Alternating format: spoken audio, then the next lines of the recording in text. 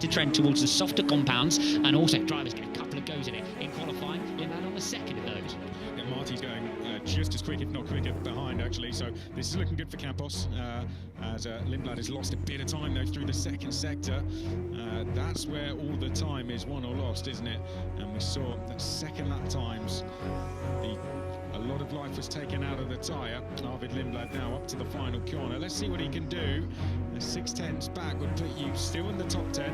Arvid Lindblad makes his way up to the start-finish line now, and he goes to P9, so still in that top 10. Two places in the qualifying order, of course. The top 10 being the top 10 that are reversed for the sprint race. It was important to watch who is in that 10th position come the end of qualifying. They will be the pole sitter for the sprint race. You've got Megatunif jumping up, and Marty got a slightly better lap in as well, Chris. And Leo Forneroli is just coming out for an outlap, so has he been waiting for a slightly empty circuit, or has because we've seen Roman Stanek out there, but Leo Forneroli is only just coming out onto the circuit now. We haven't seen him come across the line yet. Ollie Goethe now heading across the start-finish line, P2. But quick laps coming in for Forneroli's teammate, Roman Stanek, as Alex Dunn fighting with the steering wheel coming into the final corner. Onto the start-finish line he goes now. Crawford in the top 10, and Alex Dunn moves up the top 10. That's a shame for Dunn. P6 when he started, P6 when he finished that lap. It wasn't an improvement because of that final sector, and drivers struggling to keep the tyre with him. Roman Stanek fastest so far. Can he improve the benchmark? He can, but only by 0.06 of a second. Yeah, 129.107 is now that new benchmark as Luke Browning heads up to the start-finish line next, stays P5. What about Richard Verschoor? Stays P3. So there are sector improvements coming in. That was a lap time improvement there just for Richard Verschoor, but it keeps him in P3 for the time being. There's something better out there, isn't there? But it's definitely on that first run of the tyre, and on that run will be Leonardo Forneroli with a hired track in front of him. The problem he's got, though, is everybody else will be finding their way on their in-lap back to the pits here, so he's going to hope that he doesn't come across too many of those drivers on this first quick lap. They are required by regulation to stay out of the racing line where possible, but let's hope he doesn't get too much traffic. Yeah, it looks like he was going for one more build lap before a flying lap. Whilst we are just on a bit of a cool-down lap with Luke Browning, let's hear what fifth in the championship Luke Browning has to say about his championship hopes. Although I know the points gap and I know the position that we're in is a good one, I'm really trying not to look at what's going on. Or anyone in particular. I'm just, the eyes are inwards, looking at what I can do the best. Obviously it's my rookie year, so to be in this position is fantastic, and I'm really enjoying the championship so far. So I'm hoping to end it on a good note, just enjoying driving, focusing on myself, and then hopefully coming towards the end of the year we'll have a good result. Going into the summer break, you want to be in a good position, but all of those top 5 drivers, and you mentioned, Alex, earlier, back to the top 8, in position here to be fighting for the championship on the other end of the summer break, and we can see big swings this weekend.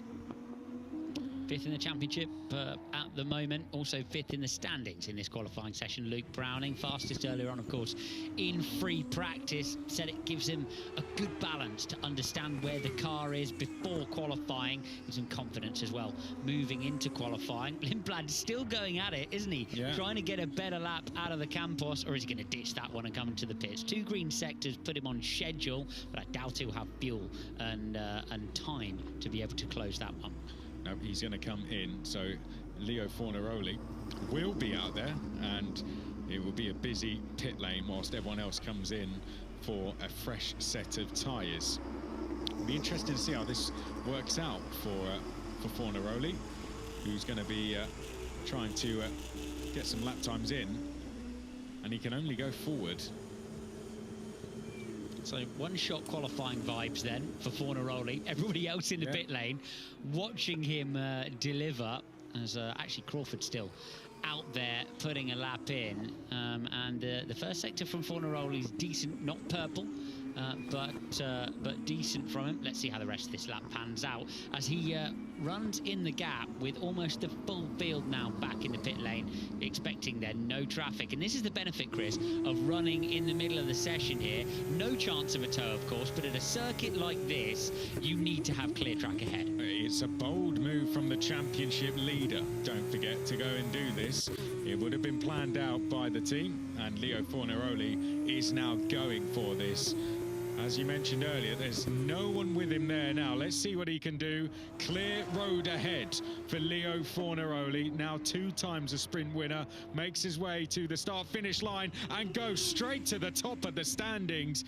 How about that for Leo Forneroli? Waited for an empty circuit and makes full use of that.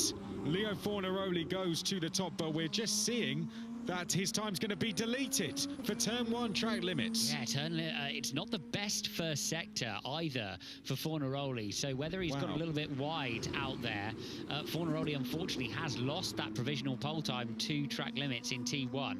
It was a glorious final sector, purple final sector for Forneroli by a couple of tenths of a second over anyone else. But the lap, unfortunately, will not count. And for all of that strategic nous, they're going to get absolutely nothing. So from first, he goes to 22nd and 15 seconds back. He has now got to go and do this all again. He's on a cool-down lap and he'll have to go again. And will he have an empty track at that point? Will they be piling out of pit lane at that point? He could cool the tyre and go again. He wants to try and avoid it if he possibly can. Everybody else piling out of the pit lane to try and deliver their laps. This is the moment then. Right limits. T1. So we lost a lap. Oh, sorry. It's incredibly close. Out on the exit curb of turn 1. He'll be kicking himself because that's one of those where I don't think he needed to really run the car that wide. He had decent traction. He's just trying to open up the traction zone as much as he can and has misjudged it by a hair's breadth through the outside there.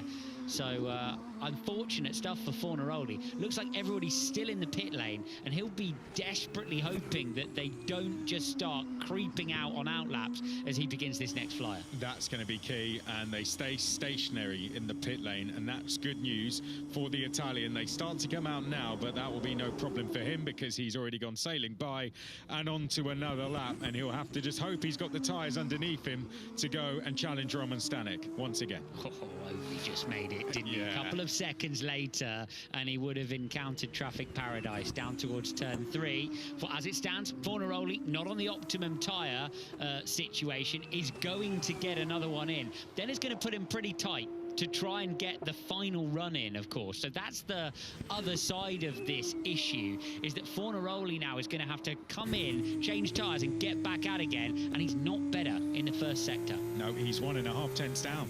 So he's certainly losing performance, and that's through the first sector. How damaging will this second sector be? And this is where you are really relying on that tyre performance as we ride on board with the championship leader. He's not got the grip he previously had, and there's a big moment there on the way out of turn 9. The rear tyre starting to move away. They tend to boost the pressure sometimes to try to gain something more. A tenth down only on Stanek though, so it's a decent lap for Forneroli, but it's not a chart topper as it was before. Let's see how this final sector is, because this is where he made hay on his previous lap. This is looking like good damage limitation stuff, isn't it, for Leo Forneroli? This is where he went very well last time, though, like you said. Will it be enough to challenge Leo Forneroli over the line? P4 for Forneroli as he went across the line there, so not enough to challenge his teammate Roman Stanek, but still solid stuff from the Italian. He will still be kicking himself, I think, that he didn't take full advantage on that first run, but out of the final corner he was pushing the absolute limits, the championship leader there, as he went onto the start-finish straight, just made it across the line before everyone came piling out of pit lane, and that puts him for now in P4. Yeah, I've got to recover and then try and get in as quickly as possible now if he wants to get another run in. So 11.5 minutes left on the clock. Going to take him another couple of minutes to get into the pit lane, and then of course as quickly as says the team can change the tyres. He's out of sequence then. If he wants to run again is the problem. So that'll affect his tyre build when he gets back out on circuit, having to get out of the way, of course, of everybody else doing their push laps. Exactly that. So it does leave him slightly out. There does Leo Forneroli. Everyone else going through that, and on a busy final 2 corners through the build process. Currently it's Roman Stanek leading the way ahead of Ollie Goethe, Richard Vishaw, Leo Forneroli, Victor Martins, Luke Browning, Dino Beganovic, Alex Dunn, Roman Stanek and Sebastian Montoya would go to the sprint race pole tomorrow as it stands. And just getting up to speed with the Hungaroring here, of course. Changes made to the start-finish straight, and a man familiar with the Hungaroring is Richard Vishaw, podium finisher here last year. We got his thoughts coming in to the weekend. Well, it's a very nice layout. I always think it's a bit like, maybe it's a bit exaggerated, but a bit like Monaco without walls. Many medium speed corners, low speed corners where, you know, the car needs a bit of a different treat. Also from the input of the driver. So it's a track that I usually really like. It's a very technical track. So yeah, I'm just very excited, especially qualifying is very nice here. You know, pushing the car on the limit on a track like this. Easy to make mistakes, but yeah, we're looking for a great result. It's a term often used, isn't it? Monaco without walls. You can tick that off your bingo card, can't you? Monaco without the walls.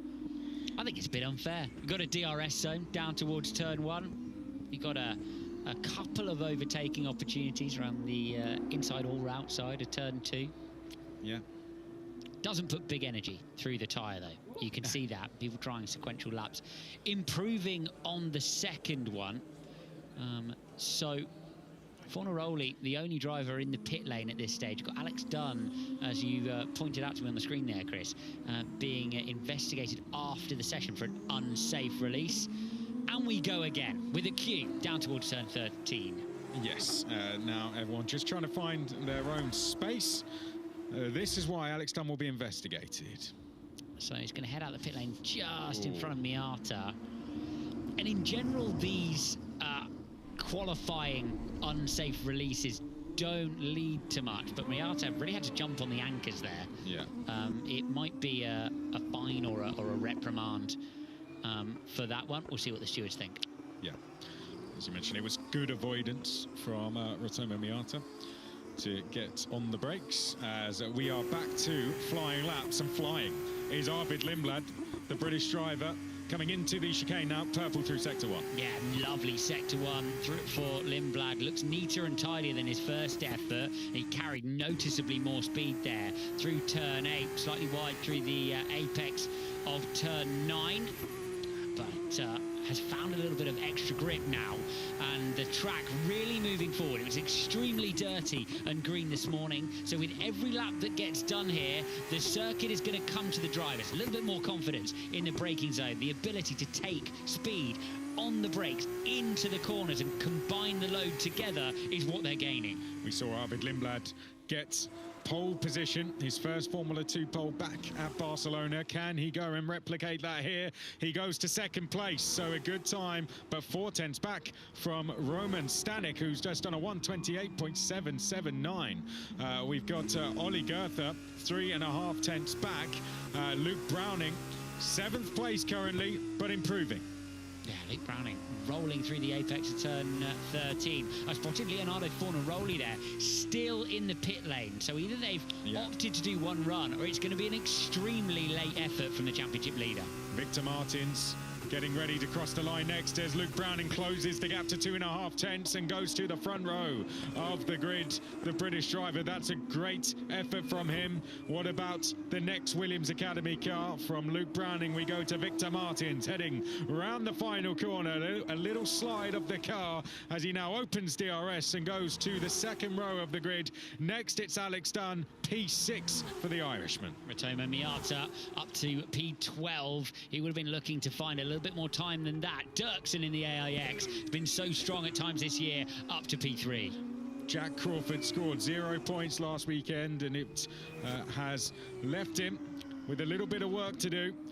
He will want to be as high up the order now this weekend. The Dams Lucas Oil driver, 19th. Big work to do. Oh, and he's done that with a great lap there. That puts him to the front row of the grid. The Dams Lucas Oil driver, Jack Crawford, alongside Roman Stanek on the front row with 6 minutes to go. His bid to try and lead this championship into the summer break, as he said he wanted to do before the beginning of this weekend continues. Let's see what's going on with John Bennett. He's going to show us the broadside of the car through the exit of turn 7. That was lovely stuff. Photographers on the left will love it. Bennett in the middle will definitely not. Vasseur following suit through the exit of 7. Yeah, as Dino Beganovic playing with track limits and getting a bit of airtime in 2 ways, coming through turn 4. Bounding through the exit of turn 4, Leonardo Forneroli, 5.5 minutes to go, and he's upset in the car because he knows he's watching himself tumble down the timing page, and he knows that he's under pressure here if they're going to fire that car up and get back out into the session.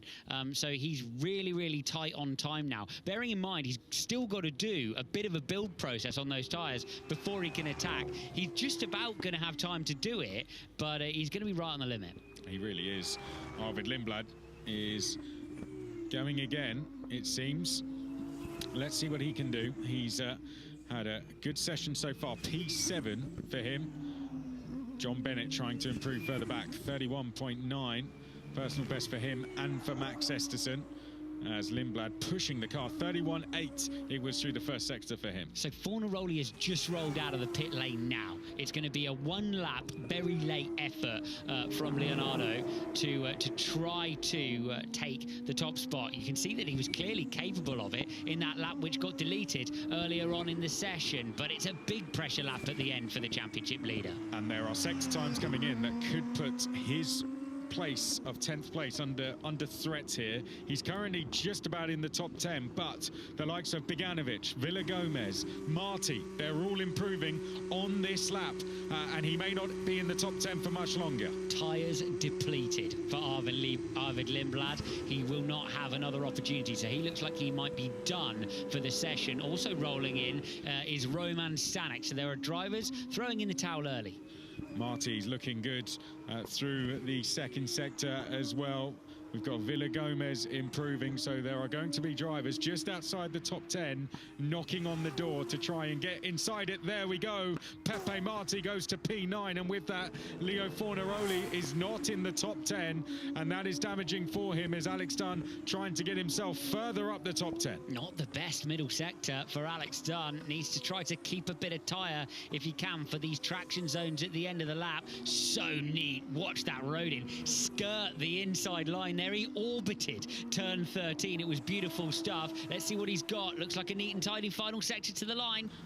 Up towards the line he goes. Alex Dunn, what can he do currently in P8? No. Gabriele Mini, though, could do a big lap from 20th place here. We haven't seen much of him in this session. So is his teammate going along well as well. Sebastian Montoya, and he goes to P4. Wow, Sebastian Montoya to the second row of the grid. Gabriele Mini only 12th, but that's demoted Leo Forneroli down to 13th place, the championship leader, and he's still going through a build process. So you're absolutely right, Alex. It will be one lap for Leo Forneroli. Montoya and Maini have been noted for impeding, so we'll see what goes on with that one after the session. Forneroli is going to benefit from the fact that others are not finding too much time on the second run of the tyre. He's going to have a bit less traffic out there right at the end when others have given up on the process and come into the pit lane. Drivers like Roman Stanek, his teammate now, will just have to watch Forneroli and see what he's able to achieve. Sebastian Montoya finds himself with a decent qualifying position so far, in a good run of form for the young man. For Prema, 4th position at the moment. Let's see if he decides to go again. Yep, Sebastian Montoya. Has just lost his lap. Wow, so he was going well, but now he's down to 18th, so he'll have to try and go again. He's got no option. Yeah. But this is going to be a real pressure lap for Forneroli, who has now been bumped up one place to 12th. And this is all going to be on this lap. reminder, we reverse to top 10 in Formula 2 for the sprint race tomorrow.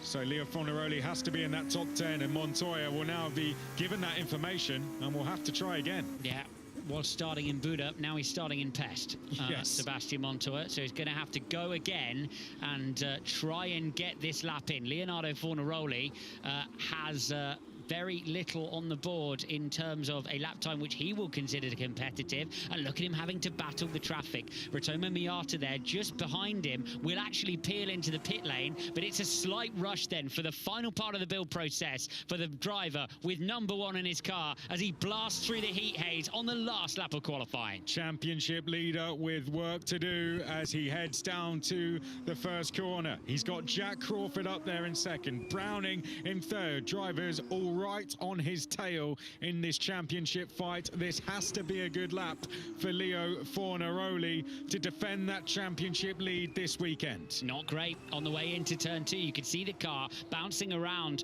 over the bumps. It came to Forneroli though. On the previous lap he did as he made his way through the lap, but he is up a 1/10 of a second faster than his teammate in sector 1. The pace is there for Invicta Racing. They've got Roman Stanek up there, and that will give Leo Forneroli confidence as he heads towards the chicane. It's looking good so far. It just needs to be clean to the line as we go on board with Forneroli. Mid-corner of turn 8, Forneroli looking plugged in, manages the car beautifully and gives him a nice open line through turn 9. 11 is so important as he goes on to the back straight. Listen for the throttle, sweetly done, and rests on that outside curve. 100th down though on his teammate in the Invicta. It's all on this final sector for Forneroli. 2 corners to go for Leo Forneroli to try and take what would be a third Aramco pole position in Formula 2, and this one could be the most crucial as we head towards the summer break. Round the final corner, fighting with the steering wheel. You can see him drifting out the corner.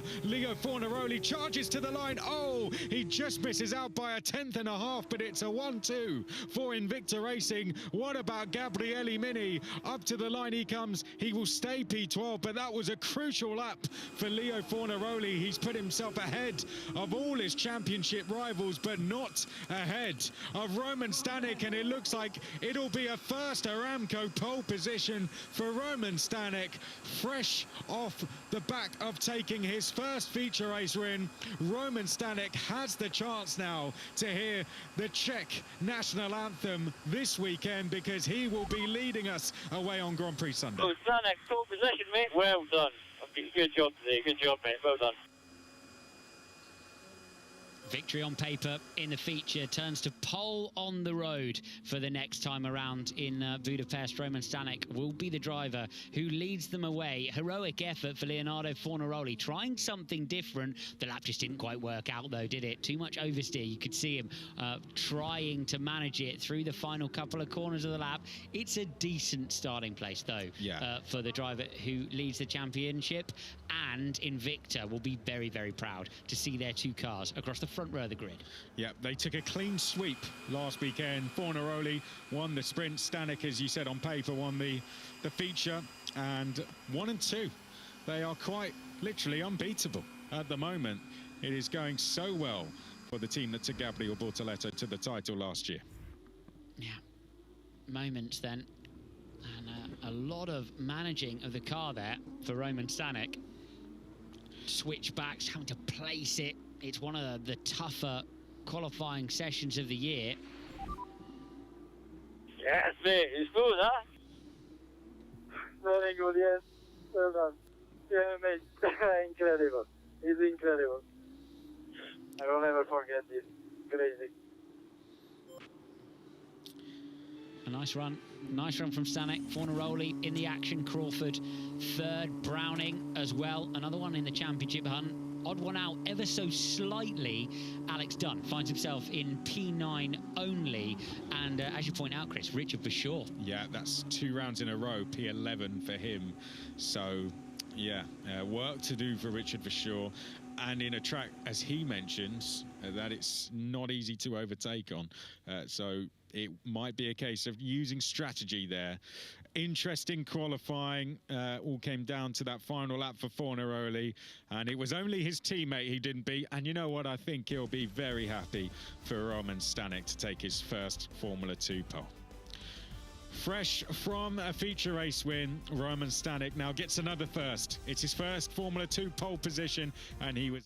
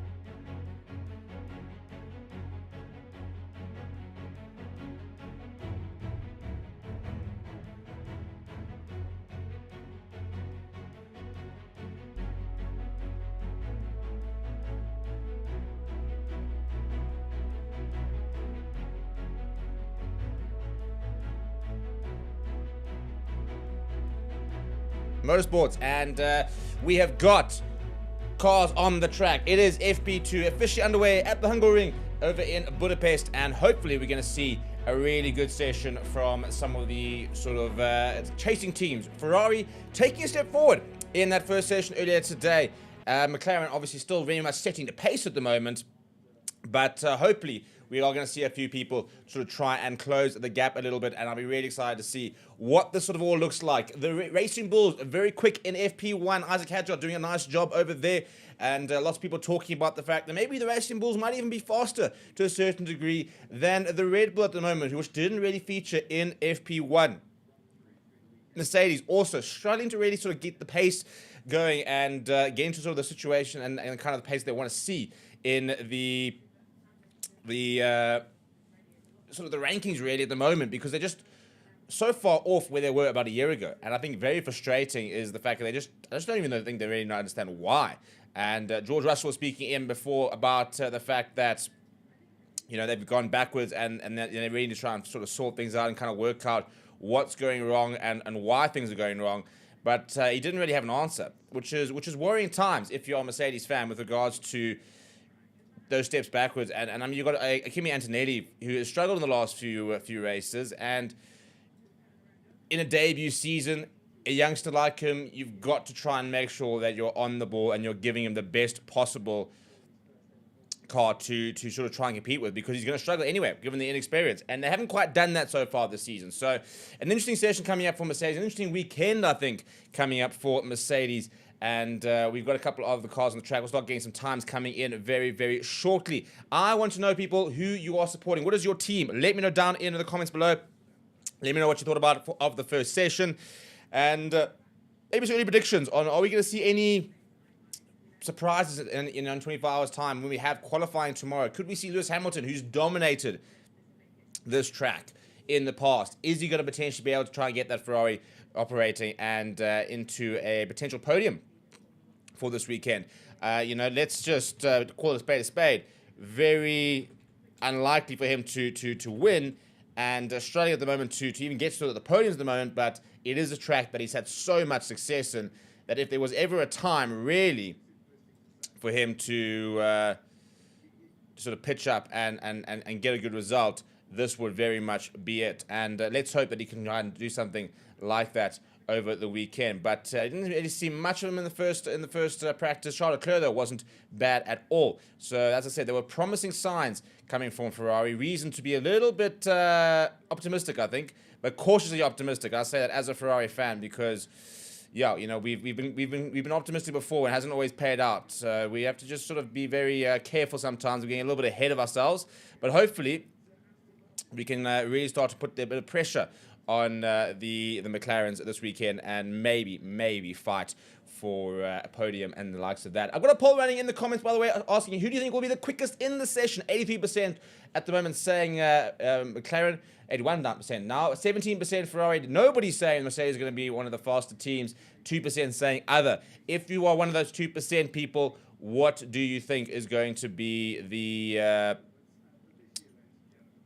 Which one are you backing? Who are you backing with regards to that call? You know, are we talking about a Red Bull? Are we talking about Racing Bulls, who were very nice, very quick in the first session?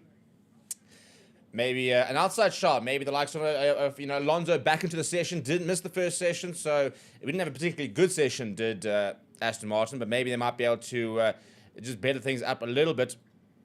And in this session as well. I'm just going to sort my time board a little bit. I can see that there's a couple of issues there as it all starts to load. So we're just sort of settling in there, really. And the two Aston Martins are off to a pretty solid start so far, topping the leaderboard.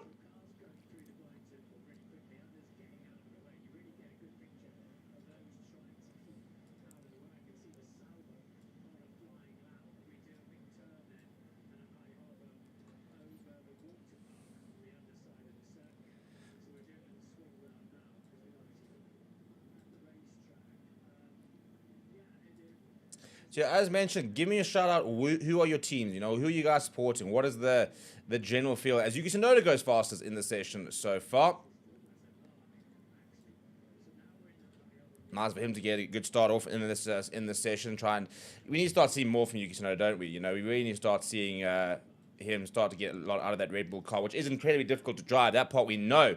And, but I'm sitting at a 117.645 at the moment. After that, you've got Alex Albon and Carlos Sainz, but Isaac Hydra goes slightly quicker there as well. So starting to see some better times coming in from the different teams, but it's not much happening from Ferrari, McLaren. They're actually not out there, neither is Max Verstappen at the moment. So a slow start to the session from that perspective. I'm now having to watch a split screen of Martin Brundle sitting in his helicopter, which must be quite a cool view, actually, in fairness.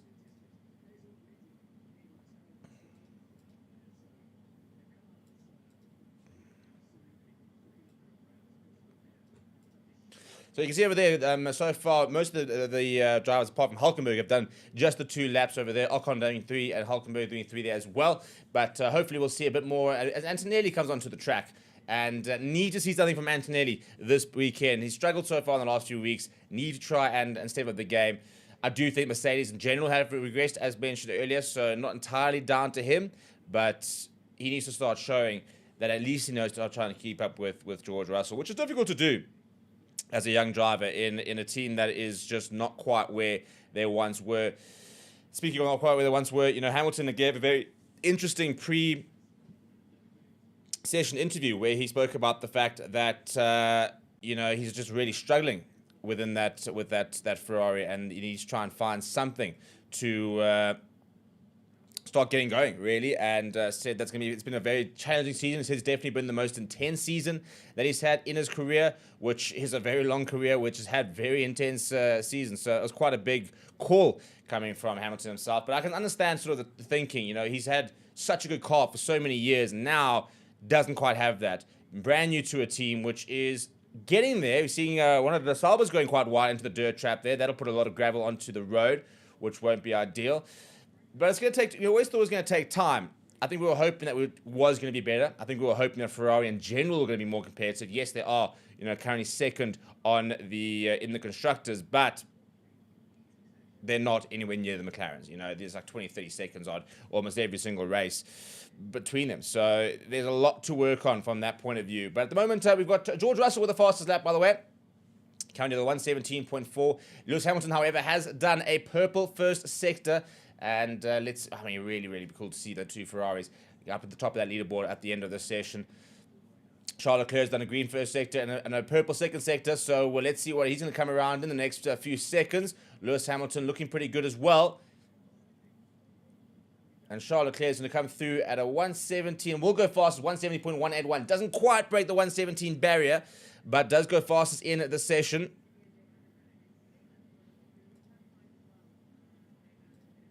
Look at some of the radios over here, and Kimi Antonelli being told there's no pressure behind, so it's he can get himself onto a decent lap.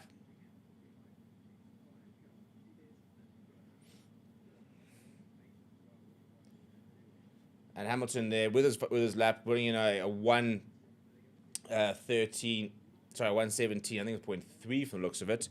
So not quite as fast as his teammate, which has kind of been the story of the season so far.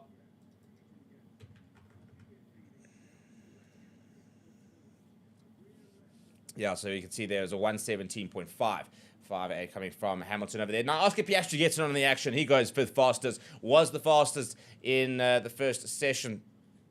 Second fastest in the first session, just behind Norris, but you could actually very much see where they could make up the time. So it's quite obvious in terms of some of the mistakes that Piastri had made. So, I think Piastri's going to take the championship, and I'd really like him to do it as well.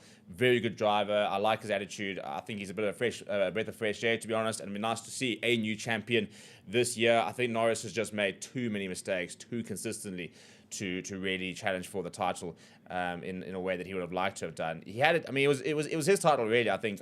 He had the early run in it, but just didn't really manage to make it count. And as a result, I think is going to unfortunately miss out on that. But so Piastri at the moment leading the championship. Look, to be fair, it's a long way still to go. It's a very long season and plenty of racing still to come. I do think Piastri at the moment just seems to not be making mistakes at crucial times, which is what we've seen Lando Norris being guilty of. He's made far too many mistakes at crucial times throughout the season. And I think that's going to come back to haunt him at the end. But he is currently the fastest on the track, and he's the first one to go under that 117 margin, as we're seeing a couple of the new grandstands, a new 10,000-seater grandstand at the Hungaroring, also a new sort of pit wall. So lots of upgrades coming to the very famous track. Lots of the drivers really enjoy this track, likened to kind of a bit of a Monaco without the narrowness to the walls, but not necessarily the fastest track with regards to sort of the top speeds and the type of speeds they get to, but lots of downforce for the cars over the weekend. And it's a proper racing track. You know, we can see overtaking, and hopefully we will see a pretty good race. Watching on board now with George Russell. Lots of traffic trying to get through, and that's going to be a very average lap as a result. But we do have everybody on the track at one stage. I think everybody's at the moment. I don't think anyone's in the pit. I think Gasly's actually in the pit at the moment. So everybody, 19 out of the 20 on track, but everybody has got a lap in at the moment. Gasly the first with a 118.7. Max Verstappen sitting with a 117.9. He'll definitely want to try and bring that down quite a bit. But mostly, as you can see, medium tyres being used. Ocon has used a set of hards, as well as Behrman and Bortoletto. Looking at George Russell there, and well over a second slower than his previous lap. So, yeah, I think the traffic there was the issue. One of the Ferraris not coming out of the pit. Looks like it could be Lewis Hamilton coming back out.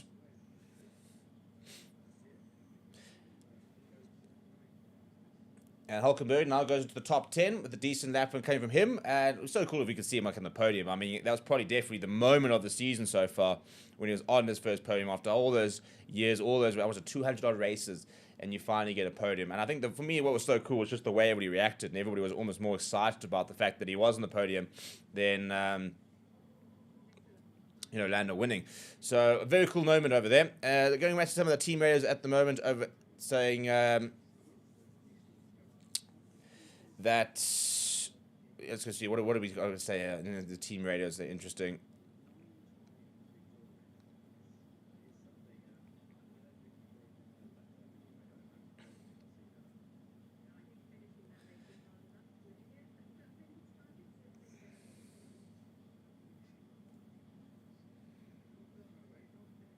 Yeah, nothing too much coming from the radio transcriptions at the moment.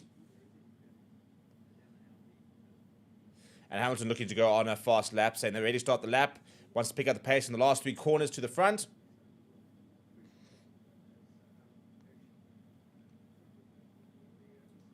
So let's see what Hamilton's going to have now going into about to start a fast lap, and hopefully we'll see a pretty decent one. Now, Liam Lawson's out there on a hot lap at the moment. That Racing Bull was quick in the first practice. He hasn't quite had the season he wanted. Liam Lawson starting at race at Red Bull was replaced and hasn't quite managed to go. Well, jeepers, looks a little bit out of control there, does Liam Lawson. Meanwhile, Charles Leclerc's gone a fastest first sector, and he's on a hot lap here. Bit of traffic for Lawson to try and get around. Doesn't look like he's got quite control of that car at the moment. Struggling a little bit as Liam Lawson. Hadjar currently sitting in 5th place. So as we can see, that Racing Bull's car does have pace this weekend. Leclerc now with a yellow second sector, so don't think we're going to necessarily see a fastest lap from him. Hamilton down in 6th place, by the way. Antonelli up to 2nd with a 117.147. And Charles Leclerc doesn't quite manage to, a little bit faster for Charles Leclerc, goes ahead of Antonelli, but doesn't quite manage to get up to where Norris is and below that 117 threshold. So we've got a poll running and saying who will be the quickest this session. McLaren with 78% at the moment. You are correct right now. Lando Norris with the fastest lap of the session. After that, we've got Ferrari, the Mercedes. And then we go, Oscar Piastri now takes almost half a second off of his previous time, and he goes 0.3 of a second faster than Lando Norris. So that is a proper lap coming from Oscar Piastri.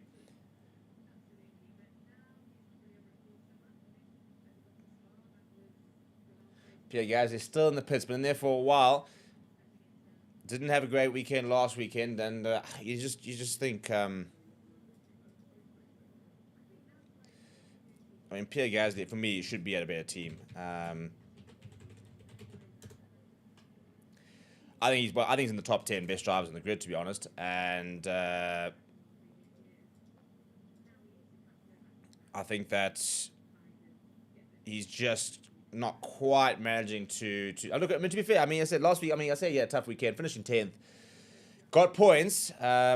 But that Alpine is just a bit inconsistent, to be honest. I mean, last week I think the talk was all about Alex Albon and that 6 players for him in the Williams. And I'm very excited to see what the Williams does next season. We also had a Sauber getting more points last week. Actually, a very interesting interview with Jonathan Wheatley earlier after the first practice, talking about the fact that it's a very young team. And he says not so much just within the team itself, the engineers, the team principal, even the drivers, for example, Bortoleto, very inexperienced, and he said it's going to take time. So they're very happy with the growth that they've seen so far, Jonathan Wheatley and the Sauber team, but saying that it's going to take time and, they're hoping to see improvement, but just it's not going to be an overnight success. I do think we've seen immediate improvement in Sauber in the last few months.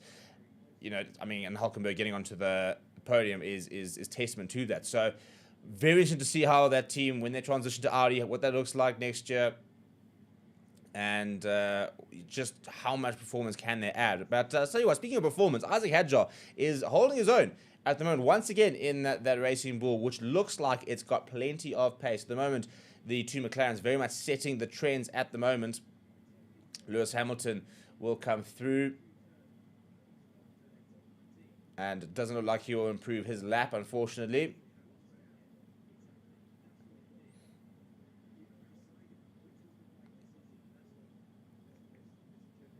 Big news obviously coming from the Ferrari desk that Fred Vasseur has been added a extension to his contract. They're expecting we hear it's about another 3 years, taking him through to probably at least 2027, 2028 type of vibes, which was quite important because there's a lot of pressure growing on him given the fact that Ferrari have been a bit disappointing this season. I don't think that they were ever going to be on McLaren's tail, but I think people just expected them to be a bit closer.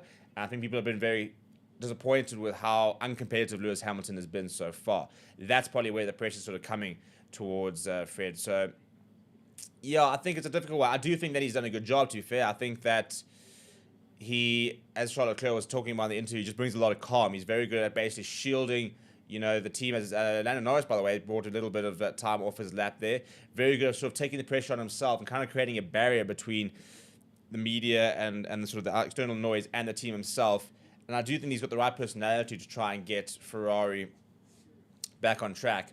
But we've got to see them back on podiums. We've got to see them competing and fighting to win races. That is the Ferrari we knew. That's the Ferrari I knew growing up. And that is the Ferrari we all want to see.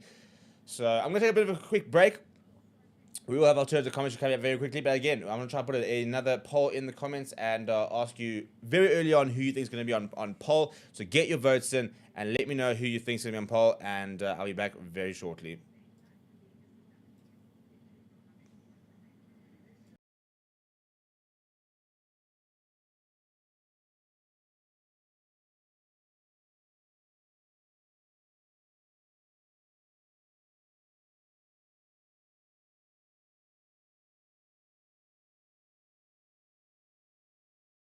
Performance-wise, psychologically, knowing that you've not got the same equipment as your teammate, that can be just as damaging as literally not having the same equipment. Is Charles Leclerc the threat to McLaren for this weekend? He's currently third fastest. Take us through the rest of the lap. He's been the biggest threat so far, Crofty, so can he carry this on? And he's going to need to absolutely drive his heart out if he's to be anywhere near the McLarens, but I do see him as the best of the rest, as Jamie put it in FP1. Which goes to show the might of McLaren at the moment. But yeah, as he heads up the hill towards turn 4, pick your line, only 1 point of apex through that corner. It comes at you so quickly, and then through the longer turn 5 before slowing it down into the chicane, the right, take a bit of curb on the right and then the left as well, and everything you can on the right hand side before turning into turn 8. That's the one you have to compromise before turn 9. Back on power, use all the curb on the exit and kiss the AstroTurf as well, and then send the car into turn 11, briefly off power, back on again, no brakes required, and then down the hill towards turn 12. This is where we saw Hulkenberg kick up the stones earlier on, and Charles does a very similar thing, but not quite as far. Then you're into the really long turn 13, penultimate corner. Bring the car back over to the left, and the fans have got a great view of that final corner as Leclerc gets back on power to finish the lap here. Very short lap, just 4.3 kilometers, 2.7 miles. And yeah, P3 once again for him right now. Charles Leclerc third fastest, Oscar Piastri second fastest, and Lando Norris currently quickest. They were the top three, of course, in Spa, with Oscar Piastri winning and Lando finishing as runner-up. Oscar 8 wins, Lando 8 wins, Charles Leclerc 8 wins. Checker flag waved by Jackie Ickx. 8 wins in his career. The Belgian Grand Prix this year, only the 4th Grand Prix in F1 history in which all the podium finishers had the same number of wins, after USA 1962, Austria 79, and Italy 2008, which was Sebastian Vettel's maiden win in the rain.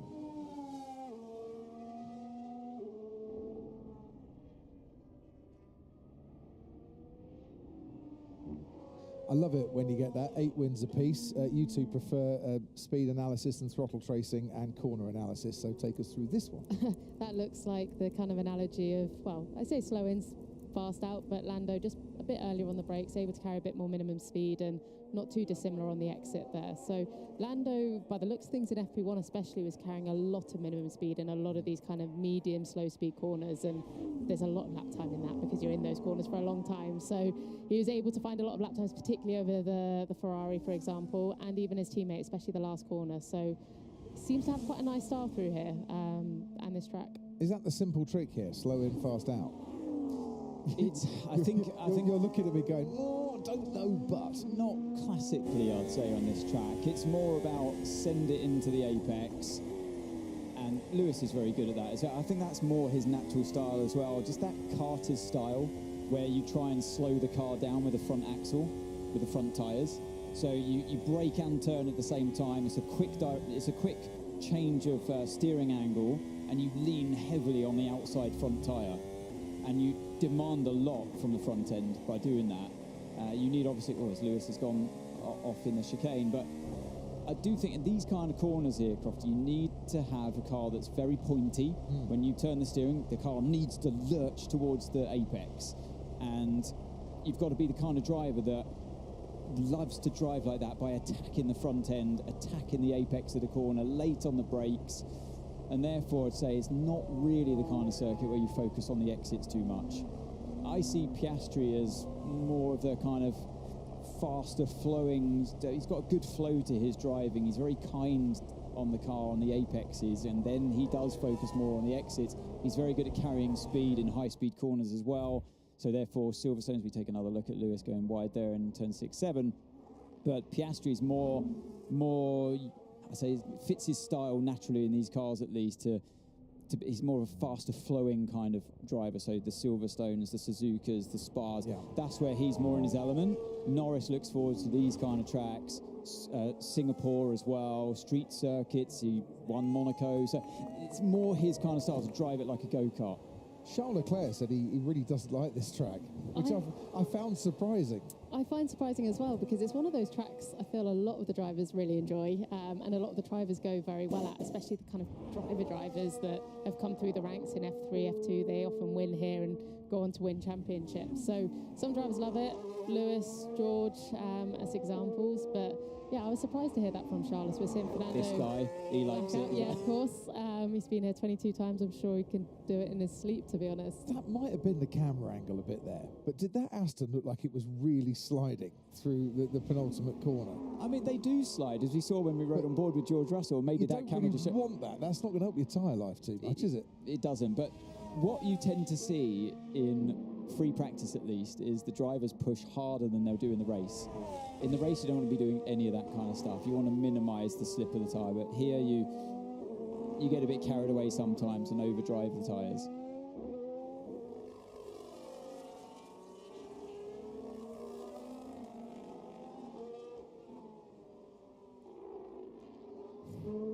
Lewis Hamilton just a few moments ago on a push lap here at the Hungaroring, and just taking the easy option there when he knew he wasn't going to make that chicane, of heading off onto the runoff area so as not to flat spot or overstress those medium tyres. And everyone on the medium tyres, apart from Behrman and Ocon and Bortoletto on the hards. And this man on your screen right now, Carlos Sainz, the first driver to go onto the soft tyres. We're going to get some qualifying simulations here.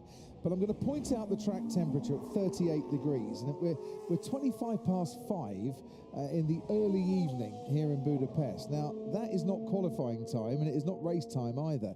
So how representative these track conditions are going to be when we get to the serious end, I'm not quite sure. It's always the battle. It's actually a lot cooler than I've ever remembered this place being. I always find Budapest is such a hot race, and that's actually one of the biggest issues. That said, regardless of the track temperature, it still really makes tyres overheat and causes it a lot of stress. Carlos Sainz here had a messy FP1, so he's going to want to try and get a few good laps under his belt, get a good feel for the car balance on this soft tyre, because it's a bit of a qualifying track as well. You're going to want to qualify well here, and putting a weekend together for Carlos has been something that's been a challenge, I think, for this season so far. And through things that have been out of his control a lot of the time, it's just having a clean weekend that will make a big difference. Yeah, which I thought he was going to get in Spa after he had such a good sprint race, but then the Grand Prix itself just didn't work out for him. He goes third fastest. Was on the front row here back in 2022. Who else is coming out on the soft tyres? Lance Stroll will be the next one for an Aston Martin team who were the only no-point scorers in Belgium across either the sprint or the Grand Prix. And you don't want to be doing that very often. Just let the car drift out wide, but too wide at the top of the hill for Carlos Sainz. A lot of steering lock in the car in a lot of these corners. It just looks like he hasn't quite got the front where he needs it. Running wide a little bit. Right, from track action to the pit lane. Now, John Elkann is here, the chairman of Ferrari, in time to shake hands with Fred Vasseur, who's got a new contract extension to remain as team principal at the Scuderia. Bernie, down to you. Yes, Crofty, I was just going to bring you a bit of news from Red Bull. We're stood in front of Verstappen's car. We've seen this change they announced earlier this weekend. They were changing the coolant in that front brake duct. And all weekend through P1 and P2, there's been various work going on around this front brake ducts. Both cars went out with a degree of flow vis that we can see the green paint, just some of it lingering there on that front right of Verstappen. So obviously some concerns over the coolant that we've had there, and there's been a setup change also happening on that front suspension of Verstappen's as they come in. So a bit of work or a slight concern with Red Bull at the minute potentially on that front, but still trying to fully investigate the upgrades that they've brought here this weekend. Thanks, Bernie. Both drivers seemingly unhappy with the way the car's feeling for them so far. On board with Lance Stroll now, who's put in a 27.8 best sector in the first part that we've had, and a 26.9, which is about 10th out in the middle part of the lap. Quite sure what sort of improvements we're looking for, medium to soft. Normally about half a second here, I would imagine. Stroll crosses the line, goes quickest with a 1:16.2, 3/10 up on Lando Norris. Maybe improvements a bit more than half a second on that. Definitely more than half a second. The rate of improvement on the driver alone would be about 3-4 tenths. Okay. And then if you just put a brand new set of tyres on, even if it was medium, you gain so much as a track of soft tyres. And there's a queue coming out the pit lane as Lando Norris makes his way into turn 1. Let's have the view from on high. Martin Brundle is up in the helicopter. We're at on the outside of turn 9 at the moment, sort of prowling really. We're a long way back. We're waiting, so leaving in the back, we'll tell Christian when to pick up a car 3-4 corners early so we can get the nose down. Things that stand out up here. First of all, there's a million yellow cabs approaching this place all parked up. It's absolutely extraordinary. But again, so many slow cars. They don't want to take any life out of their tyres. And we know this is a rear tyre killer, but it's like an overwhelming view, actually, of loads of slow cars and then one rocket ship turning up, and they all scatter and somehow get out of each other's way. So we're nose down again. Who are we chasing this time? And we've been fine-tuning this all the way through so far between Christian the pilot leaving on the camera. And we're picking up a McLaren. He must have gone through 5 cars, kicking up some dust on the outside of 11. He's into 12. We go straight to 14 then, and we pick up altitude. A little bit of lateral yaw going on there as the McLaren then doesn't duck in the pit lane, carries so much speed into 14. We've now got him bang in the middle of our screen in front of Christian here. Following, we're right above your commentary box right now, and then we peel off as that car slows down and we go and wait for somebody else to watch. So really, they just keep turning up through the corners and relentlessly, and being such a tight, it's all corners, such a tight racetrack. It's actually hard to keep up with them, which is why we jump 2 or 3 corners at a time, and we're on the outside of turn 1 now. I'm kind of almost looking a cameraman on a rig, on a crane in the eye down there. So we're going to go now and reposition on the outside of 1 and wait for another car that we're spotting is on a fast lap, leaving behind me, looking in his screen. It must make you very queasy, but you get used to it very quickly, actually. It's quite nice, twisting and turning, a lot of energy going on, especially in the high hover. And I'm looking straight down the pit straight now, and the beautiful new pit buildings, the cantilever grandstand, where you're all standing up in the commentary box as we just settle down into the trees. We're now below the cameraman in the crane, and we're just waiting for somebody else to come along. But it looks magnificent out there, I must say. But the overwhelming impression to me are a lot of cars trying to stay out of the way of one car, like an arrow through the middle of them. Back to you. Thanks, Martin. Lando Norris pulled out of his first flying lap. Not done him any harm. 1:15.6 for him. He's nearly 3/10 up on Oscar Piastri, his teammate. Last year's pole time here was Lando Norris, and it was a 1:15.2. We are 4/10 away from that, and we're actually in FP2 at the moment. What was the best time in FP2 last year? 1:17.7 from Lando Norris. We're way ahead of that.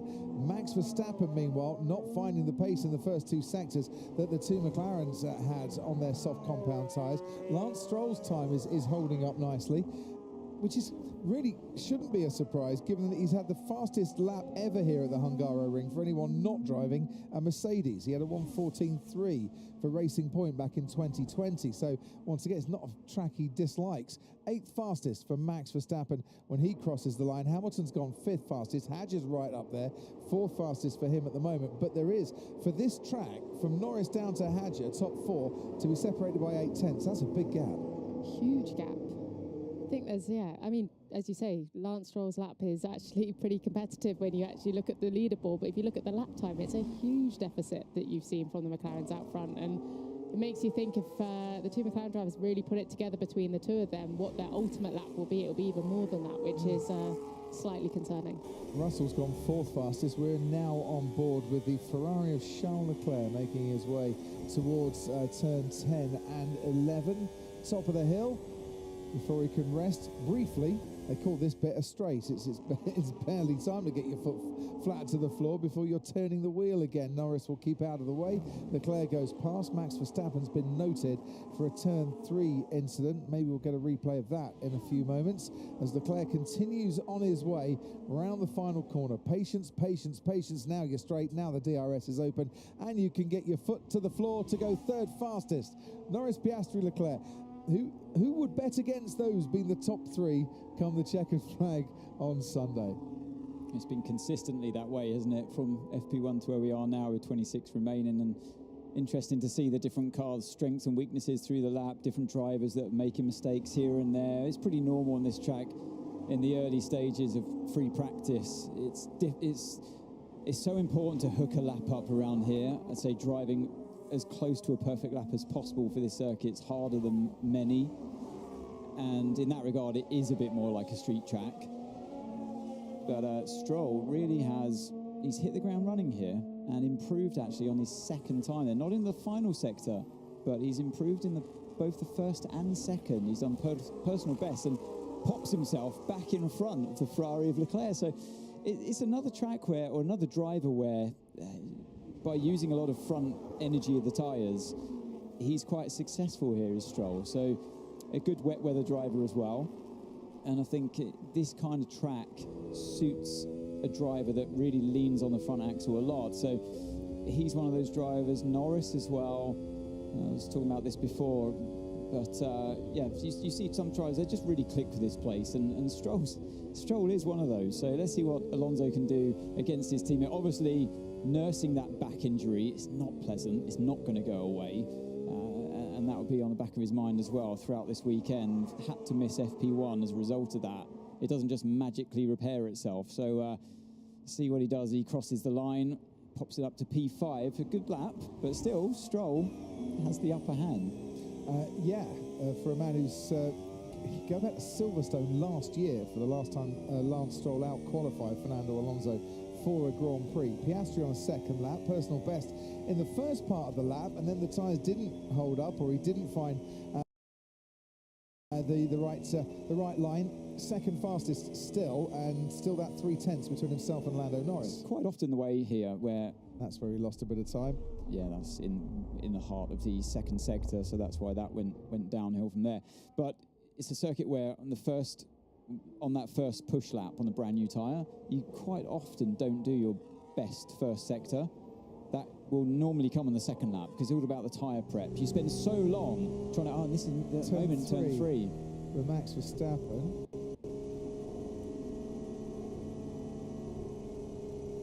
He's had something, a rag in the car. It's been left in the car. Yeah, that's not a tear-off. No. And they've got issues with him throwing it onto the circuit, of course. Well, there's two things there. He's thrown that onto the circuit. The stewards are going to look at that after the session. He's thrown that onto the circuit. It looked like a towel, rag, as you say. He has no idea whether he's throwing that onto the grass, into the trees, or if that's going to go behind and into a car or onto someone's helmet or into an engine cooling or whatever. Secondly, cars shouldn't be being released with towels left in them. So is it unsafe release conditions? And I don't know what throwing a towel. He's not throwing in the towel. He definitely hasn't done that this year.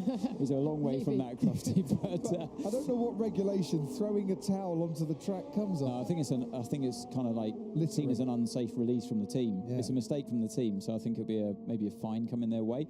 Hamilton, meanwhile, speaking of that first sector and how quite often you don't fully put it together, he has on this lap. Let's see if this continues on through the rest of it. As he comes out of turn 9, turn 10, there's an important corner here in 11. He had 2 bites at it there, didn't he? Not hit personal best through the second sector, but it wasn't all to do with turn 11. He's already done stay on board for a bit, didn't you? He's already done a lap, of course. He's 8.5 tenths away. So so he's improved that first lap. Didn't expect a purple from it, but fastest of all. Let's see what he's done in the final sector. Yeah, it does improve his position and his time, but it's just that middle sector. Something else must have happened. But an improvement. So the track, what that tells me is that the circuit's still improving. Yeah. Because you really shouldn't be able to improve your overall lap time on the second lap here on a set of tyres. It's also how representative that first sector is, because I think you can really push the first sector, use a lot of the tyre in the first sector, and then you get to the middle and the last sector and it's screaming at you a little bit. All day McLaren have been, relatively speaking, much closer to the rest of the pack in the first sector, and then second sector find a bit more, and then the third sector, particularly Lando and FP1, was a big step. Oscar now is a big step as well. Now, if this is a go-kart track, or like a go-kart track, this man is absolutely one to watch for the weekend, given that in between Silverstone and Spa, he spent a lot of time at a go-kart track trying to break the lap record in Sweden. He did, and then the lap record holder's broken it back again, and they actually had a little chat on Zoom, and they're going to go, I think they're going to try and go in the future together and try and lower the benchmark even more. Oh, there's another couple of weeks after this weekend, so the summer holidays aren't over yet, Ollie. That towel is still on the track, by the way, that Max lobbed away. That's a very good first sector. For a man, by the way, Ollie Behrman, who has finished 11th in the last 4 races, which is frustrating because it's one place outside the points. He's not the first driver to do that. Michele Alboreto did it years ago when he finished 7th for 4 races in a row. And points were down the top 6. That was back in 1992. But if Ollie finishes 11th this weekend, he will be the outright record holder for the world's most stupid record, which is the most successive finishes in a single place other than first in Formula 1. 4 is the record. Ollie could make it 5. So that's one crumb of consolation if he does miss out on the points by 1 place this weekend. He crosses the line, goes 11th fastest. See this on. The record is on for Ollie Behrman. Now we can get excited, Jamie Chapman. He had a little shake of his head whether he knows that was the record that he's going for. For heaven's sake, Crofty will be uncontrollable between now and the checkered flag. Possibly the worst place as well. Yes. 11th. You couldn't have written that lap, could you? But what would you rather take? The record, yeah? Or a 10th place finish? No one cares about 10th, do they? Oh, the point would be nice. It's like Nico Hülkenberg. Oh, and he's touched it again. That is a big snap. Well, this is Oscar. Lando. No, it's Lando this time. It was Oscar first time around, wasn't it? So that is what can happen. So both McLaren drivers, say it again, they're pushing each other so hard that... Oh, Norris. He's just said what we were thinking as we saw it.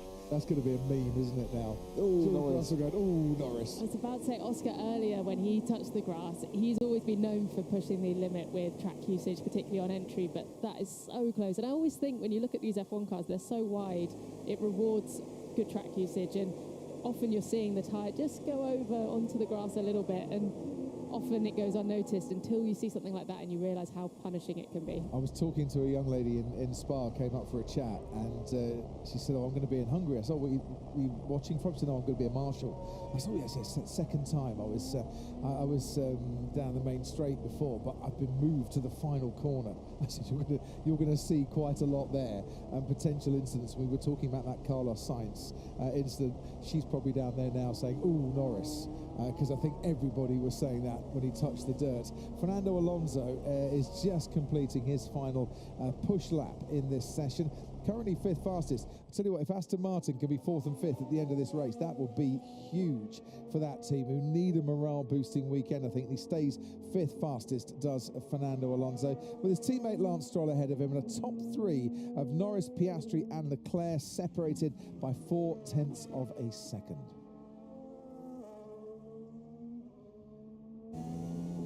So this is really interesting. Max Verstappen, second in the high-speed corners. Car working well in the high speed, of which there's not much here, but the medium speed and low speed, of which there's a lot of medium speed, struggling to stay in the top 10. And even worse, the straights by the looks of things. So there might be a bit of engine mode in play with that. They'll be hoping that's a factor. But then if you look at the medium and low speed, the amount of time you spend in those corners, it's just critical for lap time and super punishing for them. I'm surprised by how far off they are, to be honest. And actually, Yuki, at the moment, has got the run on Max in this session. He has.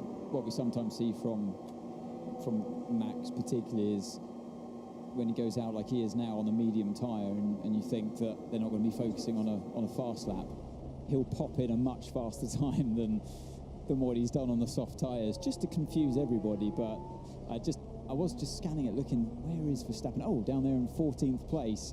Do we really believe that? Absolutely not. When it comes to Q3, he'll be right there. Not maybe mixing it in between the two McLarens, but definitely fighting the Ferraris. Absolutely. I think that's always the way with Red Bull in many ways, but at the same time, I think it does look like they have got some balance concerns, and this track is just the worst. I think if you're suffering in one type of corner, it'll punish you multiple times. And for Max, I think he looks like he's on a race run at the moment to probably see out this session. On board now with Carlos Sainz. So he finished. He was the first out there on the soft tyres and finished 1.2 seconds off the pace of Lando Norris. Williams, I don't think expects to be right up there, necessarily top 6, top 7 this weekend. And just look how different the driving is when you're on a race run. Look at how gentle he's going to be on all the controls here. It's a shame we've gone away from it, because turn 1 was a great showcase, how gently he was braking, how gently on the controls he is as he turns into the corner. There's minimal slip going on through all 4 tyres, and that's exactly how you have to drive this racetrack. So different styles required from the qualifying runs that we saw on the softer tyres to where we are now, as they do there. They're studying the data, gathering the data for what's to come on Sunday.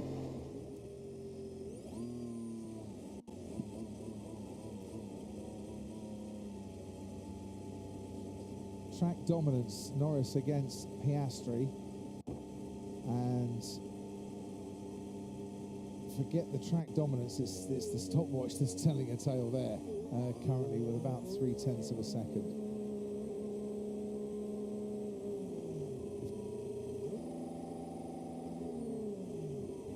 Lando Norris making his way back out onto the track again. I would imagine medium tyres, because are the soft tyres going to necessarily be run? Certainly not until the closing stages if there's a late safety car, I'd have thought. Yeah, exactly. I think it's going to be all about the mediums and hards, I should imagine, for this track. Not that it's really a hard tyre, because they're all pushed towards the softer end for this tight track. We're just doing a start at the end of the pit lane, and off he goes.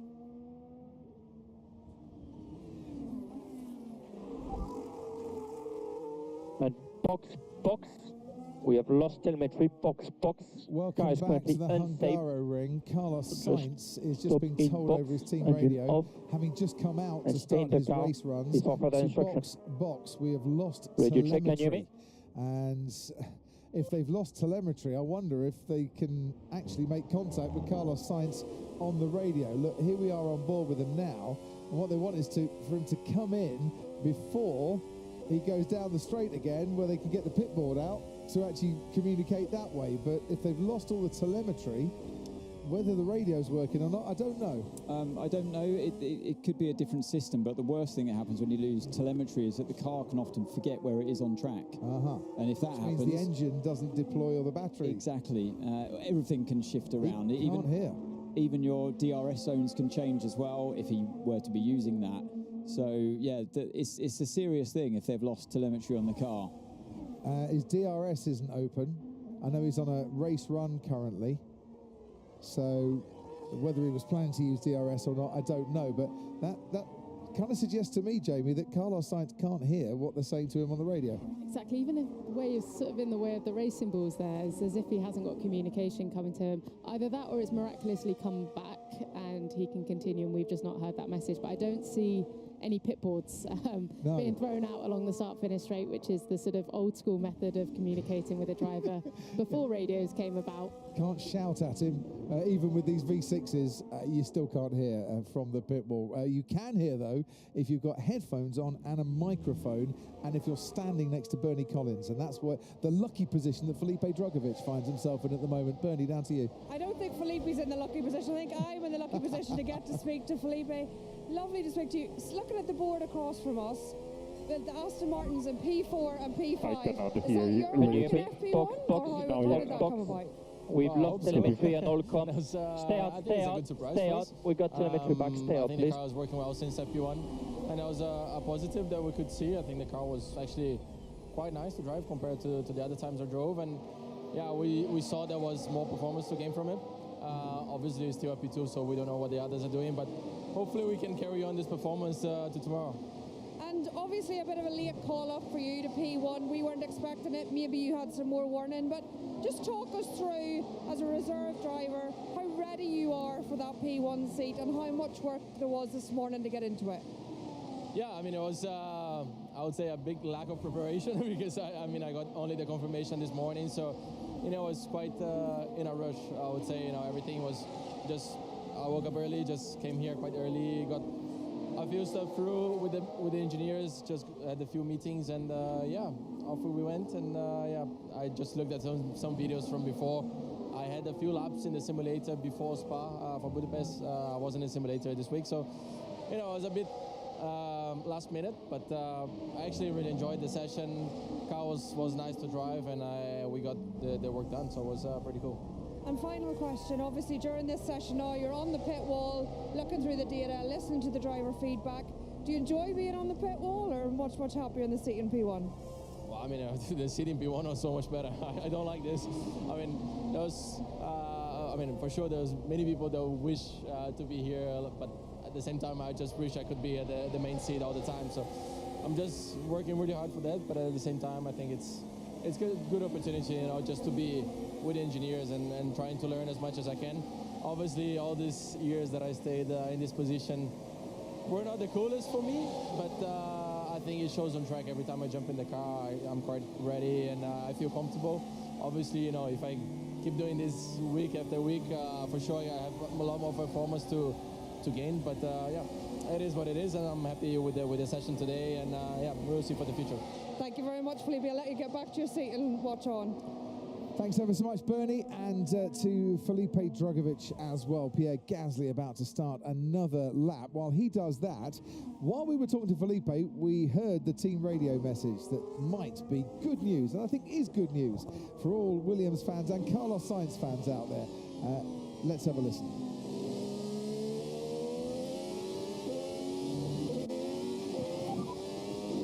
I cannot hear you. Can you hear me? Box. We've lost telemetry and all comms. Stay out. We got telemetry back. Stay out, please. It's always the way, isn't it? Box. Oh, no, it's fine. No, someone's found a hammer and we've hit the box at the back of the garage with it, and everything's working. I love that in modern day Formula One, they still have tech issues like that. It seems rare as we see Charles Leclerc, go through that strip of gravel that quite a few people have found over this weekend. Love that strip of gravel. Oh my God, man, look at this. He lost radio and telemetry. Which explains it. And that's how much drivers rely on their engineers and how much the engineers rely on knowing where the car is and the GPS and data that gets poured from the car back to where they're sitting. Because no one's telling Carlos, by the way, Liam's right behind you, mate, get out of the way. And he's probably looking in his mirrors and not really seeing that Liam's on a push lap. And to come back to that engineer-driver relationship, you're so reliant on them in some regards. They're sort of your right arm in many respects. It's funny, the old sort of school pit boards, looking in your mirrors is less of a thing for the drivers now. They've got so much to concentrate on. But yeah, for Carlos, it looked body language-wise like he had no idea that Liam was there behind him.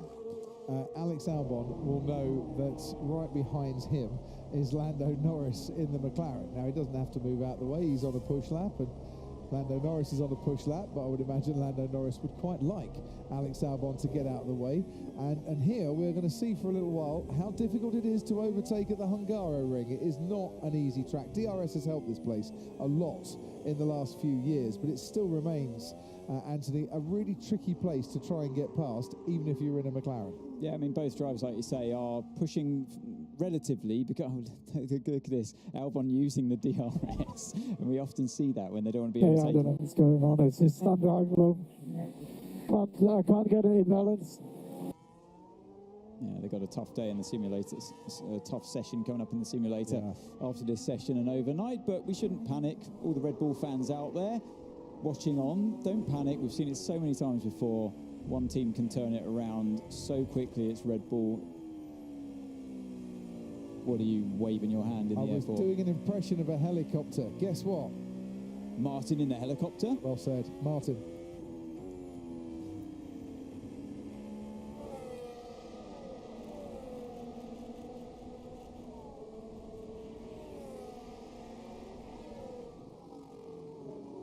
When they zoom in, I mean, I can see the final corner like it's just underneath me. We followed Max all the way to turn 5, but then the banking on the helicopter, you have to abandon that. And I must say we breached track limits badly on turn 2 to be able to follow the F1 car like that. And the liveries of the cars I'm finding really interesting. The McLaren jumps out of the racetrack. The yellow nose on the Red Bull and the engine cover. The Racing Bulls in white. Everything else just blends into the tarmac from this height. And it reminds you that so often I think colour schemes are all done graphically and they probably look very good on a computer screen. But on the racetrack, they can look very dull, even on quite a bright day like this, because as you're homing in, it's like, is it green, is it blue, is it actually red? And then when you get a little bit closer, but yeah, so liveries are jumping out to me. Every so often we do the big launch down, we're following a car, then he runs wide in turn 6 or something, and we have to abandon it. It's extra frustrating for us, but I imagine it is for the driver too, where you're all set up, you're flowing, the car's in the middle of the screen, and we're dodging across, we're going the other side of the big wheel. Sometimes between that and the cables, and it's all really exciting. And then the driver bails on that lap, but it's really interesting to see them. And again, oh, here we go. We're going to stick the nose down. We're going to pick somebody up. Somebody coming down the pit straight. Now it is a Ferrari that we're picking up as he goes. No, it's not. It's an Alpine now. It's got here that we're picking up as we're going to bank into turn 2, go straight to turn 4, and watch them go up the hill. What's in the screen? Yeah, we've still got the Alpine in the middle of the screen. Now we're coming down to the outside of turn 5. We're going to give it a big bank right. Love it. You see an Aston now in the that we've got in the middle of the screen here as it goes through that little chicane of 6 and 7, and the corners don't look as tight up here as they do from down there, and then it'll flick, just accelerate all the way through. I can see it's Fernando Alonso now. Amazing. He had to hesitate there. You can tell it's on full tanks. That's the other thing that's really interesting from up here, is they've had to adjust the launch speed and the following speed to allow for the full tanks on the cars, can you believe? Because they definitely go quite a bit slower. And Lieben and Christian there have had to sort of adjust their nose down time. And I said to them, they're on full tanks, and it has made a remarkable difference as we've got a bit of side slips going on here as to what we do to follow them. And then, of course, we've got to stay high enough to be out of the main shots from the trackside cameras, because you don't want the helicopter flying through your shots. So that's why in turn 2 we have to lift it up and get out of there. So lots of challenges. It's absolutely fascinating. I've learned so much up here. Back to you, Crofty. Absolutely brilliant. What we could see from our commentary box window was the helicopter banking quite severely. As Martin was talking, he didn't skip a beat. There wasn't a stumble, there wasn't an or an he gently grasped the handle on the side of the door and carried on as if it was nothing. And I'm thinking, yeah, rather you than me, mate. Is this guy doing this on purpose or what? Like, what's wrong with him? I copy, that's head done. Isaac Hadja not happy because he's out on the track doing race simulations and he is behind the Mercedes of George Russell, and it's interfering with what he wants to do, and the fact that his tyres are getting a bit overheated, his brakes are getting a bit overheated, and he's in that turbulent wake of the Mercedes. And it does seem, man, he's been put out about 2 or 3 seconds too close to George Russell. But what are you going to do around this track? You can't all have the space you want. Yeah, if you just cast your eye over the circuit map, if you've got that available wherever you're watching, we have it in the commentary box. I mean, the circuit's just full of cars out there. It's rare to find any kind of track position. Kimi Antonelli is one of the lucky few in that regard, and he tackles turn 2, but somewhere in front of him through turn 4 and 5, just up the hill, is that little moment between Russell and Hadjar developing. And I don't really know what Hadjar expects Russell to do when he says, is he doing this on purpose? I can't believe that Russell would purposely drive slower just to have fun and hold up Isaac Hadjar. He's a bit more methodical in his approach to a weekend than that, in trying to help the team and himself gather the information they need. I don't know whether Russell's using the DRS to maintain track positions, and rightly so, selfishly, you can get on with your own program by not being overtaken, because you don't want that turbulence. So that's Hadjar complaining, saying, well, this is ruining our program. And then his engineer, Pierre Hamlin, saying, look, the race is going to be like this. Yeah. Get used to it. This is all good homework for us as well. So we'll have to balance our car for the inevitable midfield fight, which you might be fighting this very driver.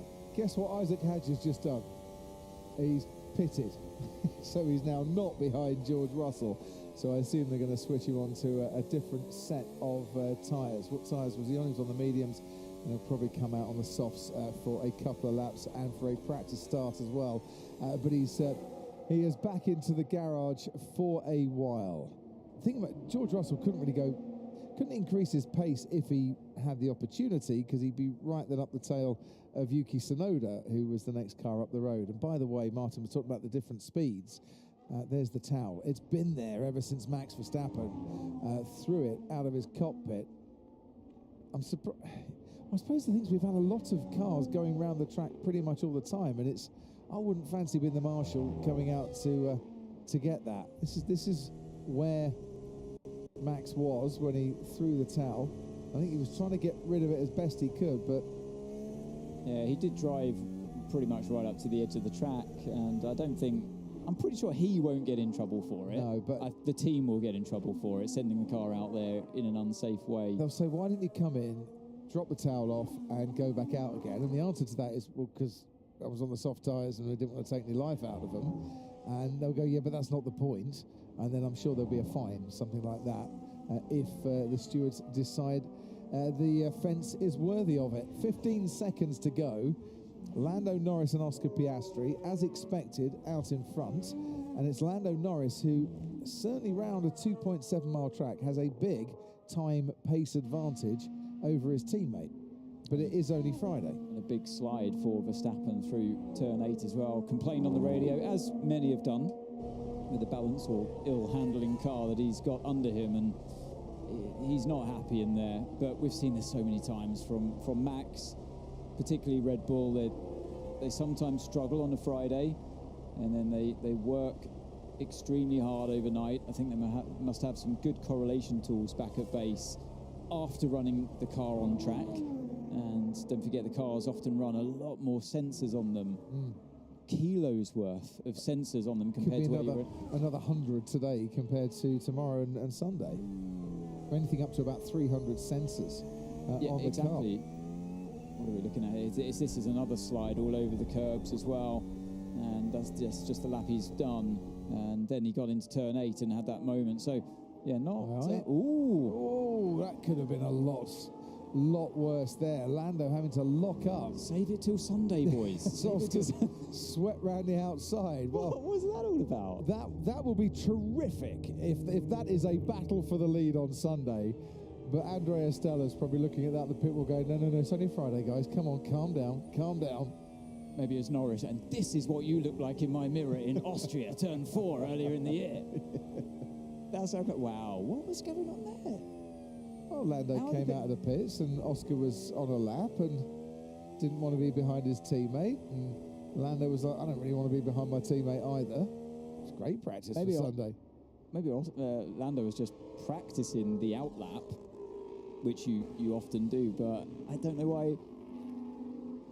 I don't know why you would take that kind of risk when you know your teammates there, or anyone for that matter. He might not, because he might not have been told. And I'm not assuming. And B, are you telling me you wouldn't have wanted to get to turn 1 first if you were Lando Norris?